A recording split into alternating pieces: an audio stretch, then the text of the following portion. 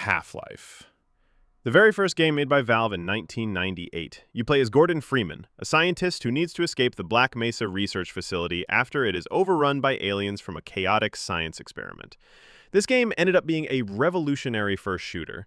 Half-Life Opposing Force. Although not made by Valve, this game is still in the official franchise. Opposing Force came out in 1999, and you play as Adrian Shepard, a U.S. Marine who has been sent to neutralize the Black Mesa research facility.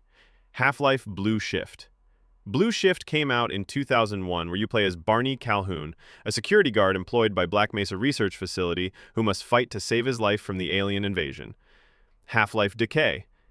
Also coming out in 2001, Decay is a co-op that only came out on the PS2. You and a friend play as Colette Green and Gina Cross, two doctors that work in the same lab as Gordon Freeman. After the alien invasion, both must work together to stabilize the situation at Black Mesa. HalfLife Source.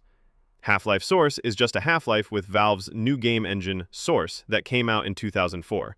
This version of the game is looked down upon as it's very buggy and messy. HalfLife II. After 6 years of waiting, the sequel was released. You once again play as Gordon Freeman, trying to escape City 17 in the Combine. Half-Life 2 is considered the best Half-Life, and even won Game of the Decade. This game also allowed for other games to be made like Garry's Mod and JB Mod. HalfLife II Deathmatch. Also releasing in 2004, HalfLife II Deathmatch has no story. It's just a fast-paced deathmatch game that you can play with your friends. This roughly about 200 active users on this game daily, so it's pretty dead, but they're mainly 40-year-olds reliving the old days. HalfLife II Lost Coast.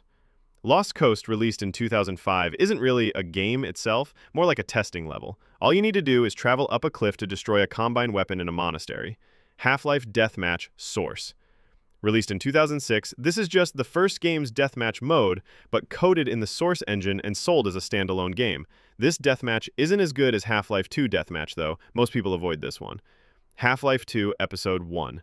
Released in 2006, we are back as Gordon Freeman in the ruins of City 17. Our goal is to leave City 17 once and for all by taking a train that's pinned down by the Combine. HalfLife II Episode 2.